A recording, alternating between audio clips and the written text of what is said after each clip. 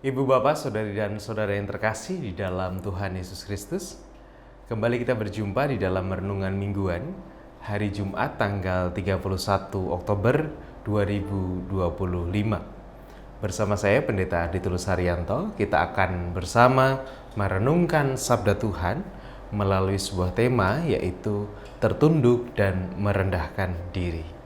Sebelum kita akan bersama merenungkannya, mari kita bersama berdoa. Mari kita berdoa.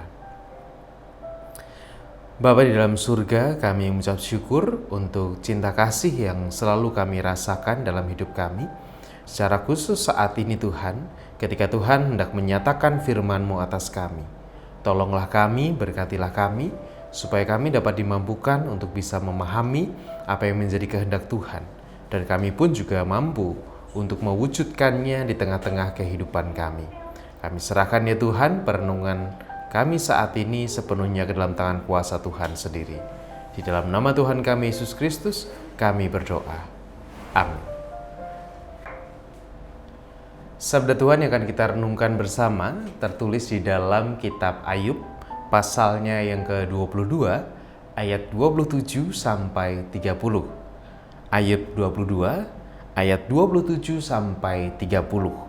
Yang demikian sabda Tuhan. Jikalau engkau berdoa kepadanya, ia akan mengabulkan doamu dan engkau akan membayar nazarmu. Apabila engkau memutuskan berbuat sesuatu, maka akan tercapai maksudmu dan cahaya terang menyinari jalan-jalanmu. Karena Allah merendahkan orang yang angkuh, tetapi menyelamatkan orang yang menundukkan kepala. Orang yang tidak bersalah diluputkannya, engkau luput karena kebersihan tanganmu. Demikianlah bacaan sabda Tuhan. Yang berbahagia ialah setiap orang yang merenungkan serta melakukannya. Haleluya. Amin.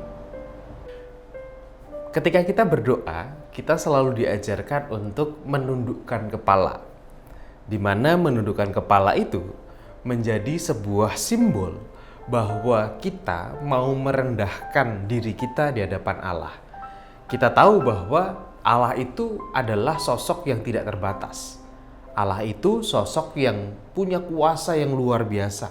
Sedangkan kita penuh dengan keterbatasan.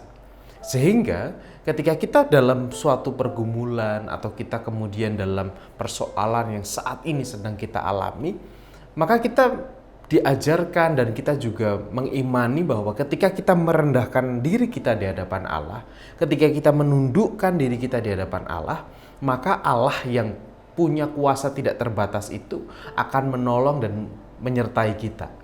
Hal itu seperti diungkapkan di dalam bacaan kita tadi, ketika Elifas mengatakan kepada Ayub bahwa engkau harus menundukkan kepalamu, karena dikatakan bahwa karena Allah merendahkan orang yang angkuh, tetapi menyelamatkan orang yang menundukkan kepala. Artinya bahwa ketika mungkin kita merasa bahwa diri kita benar, oh iya, saya itu benar, saya melakukan itu yang baik kok, oh itu yang tepat, itu yang oke, itu yang menurut saya itu paling sip, paling baik dilakukan. Tetapi bisa jadi yang kita lakukan itu, yang kita anggap baik itu adalah sesuatu yang sebenarnya bukan menjadi maksud Allah atau bukan menjadi sesuatu yang baik menurut Allah. Nah, ketika dua hal itu terjadi, maka ketika kita menundukkan kepala kita dan kita merendahkan diri kita di hadapan Allah, maka tentu yang menjadi kehendak Allah itulah yang menjadikan yang utama. Kehendak Allah itulah yang harusnya kita nomor satukan dibandingkan dengan akal budi kita yang terbatas, yang kita anggap sesuatu itu baik. Tetapi hal itu juga tidak mudah, karena ketika kita menjalani kehidupan kita seringkali kemudian merasa bahwa oh iya, yang saya lakukan itu yang paling benar, bahkan mengalahkan kehendak Allah. Dalam hati kita mungkin kita mengatakan bahwa oh, kehendak Allah itu nggak terlalu baik, yang baik itu adalah kehendak saya dan seperti rancangan yang saya buat. Nah, Bapak dan saudara-saudari yang terkasih dalam Tuhan, kita tahu dalam pergumulan yang Ayub alami, ketika Ayub mengalami pergumulan yang begitu hebat, dia merasakan sebuah protes, dia bertanya, kemudian dia merasa bahwa Tuhan tidak adil dan lain sebagainya. Tetapi Elifas mengatakan kepada Ayub bahwa ayo coba rendahkan dirimu, Coba tundukkan kepalamu.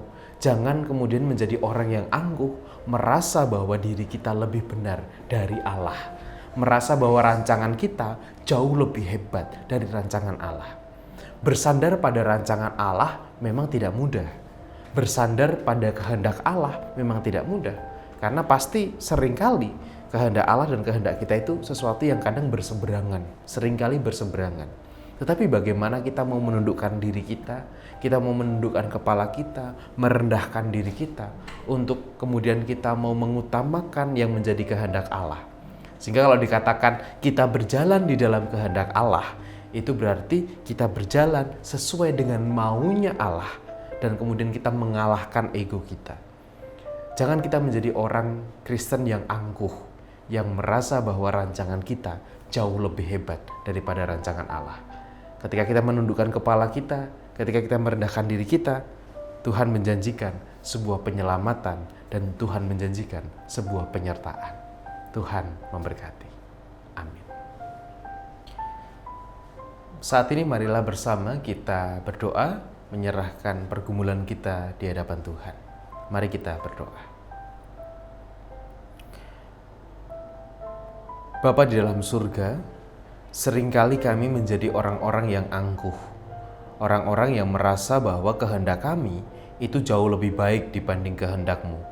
Kami merasa bahwa rancangan kami itu yang paling tepat dibandingkan dengan rencana-Mu atas kami. Ajar kami ya Tuhan untuk menundukkan kepala kami, ajar kami untuk merendahkan diri kami di hadapan-Mu, sehingga kami mau mengutamakan kehendak-Mu sebagai sesuatu yang utama dalam hidup kami. Sehingga kami berjalan bukan di dalam kehendak kami, tetapi di dalam kehendak-Mu. Apa yang terjadi pada Ayub, pergumulan yang dialami Ayub menjadi pembelajaran bagi kami, bahwa Tuhan memiliki rancangan-rancangan yang indah atas kami. Oleh karena itu, ajar kami untuk senantiasa berserah dan mengandalkan diri kami, mengandalkan Engkau dan setiap kehendak-kehendak-Mu. Dan saat ini Tuhan, kami bersama berdoa untuk saudara-saudara kami yang sedang bergumul dengan sakitnya oleh karena usia maupun juga oleh karena kesehatan yang sedang mereka rasakan akibat sakit yang mereka alami. Kami berdoa ya Tuhan untuk Ibu Tugira Sariman, Ibu Rusmiati Suhardi, Bapak Priyono, Ibu Murjangkung, Ibu Endang Karno, Ibu Kun Mariatin Subardi, Bapak Saharun, Bapak Parti Benyamin, Bapak Elias Sariman, Bapak dan Ibu Sunarto Saputro, Bapak Christian Dauriwu, Bapak Ibu Sarti Budi Santoso, Ibu Mardi Utomo, Ibu Yatmyartini Rosti, Ibu Sri Swarsi Rahayu, Ibu Ami Birowo, Anak Amoresya, Ibu Sri Utami Suprapto, Ibu Margono, Bapak Sulistianto Biaki, Saudara Yesua Nathanael, Bapak Cahyo Muntati, Saudari Dita Kristiani, Ibu Indira Puspasari, Bapak Warsito Utomo, Ibu Endang Joko Triyono, Ibu Ana Rosalia, Ibu Martini Endah Rasdiman, Ibu Endang Susilastuti, Bapak Edwin Krusma Yulianto, Bapak Pendeta Emeritus Dwi Nugroho, Ibu Ernita Nesip, Bapak dan Ibu Hadi Wahyono, Bapak Andreas Rasdiono, Anak Nasya Alna Putri, dan juga saudara kami yang lain. Tuhan, kiranya Engkau yang memberkati saudara-saudara kami ini, Tuhan yang menolong mereka di dalam sakit yang sedang mereka rasakan saat ini Bapa. Kiranya berkat-Mu tercurah atas mereka, dan pertolongan Tuhan kami yakin akan menyertai mereka di dalam setiap upaya yang mereka lakukan saat ini. Bapa, kami juga berdoa secara khusus untuk keluarga besar Suwargi Ibu Titing Santoso, di mana Tuhan telah memanggil Ibu Titing Santoso beberapa hari yang lalu. Tuhan, kiranya Kau yang memberkati keluarga besar, Kau yang memberkati Mas Dimas dan Mas Bram, demikian juga untuk seluruh keluarga yang merasakan kedukaan.